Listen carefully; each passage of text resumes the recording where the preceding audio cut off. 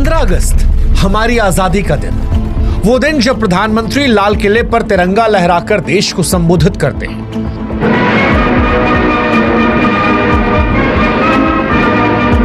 और हमें याद आता है कि 78 साल पहले साल 1947 में हमने गुलामी की जंजीरों को तोड़ा था।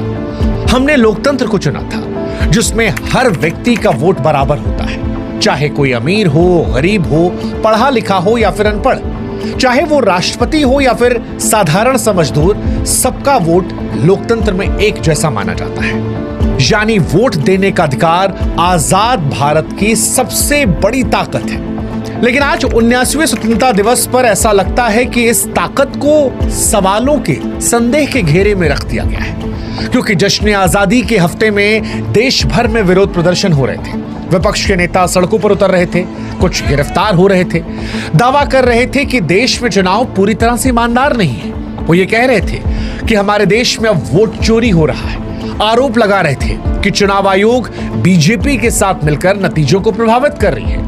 वहीं दूसरी तरफ बीजेपी और चुनाव आयोग इन आरोपों को गलत बता रहे थे। वो कह रहे थे कि विपक्ष जब हारता है तो ऐसे आरोप लगा देता है और जब जीतता है तो खामोश रहता है।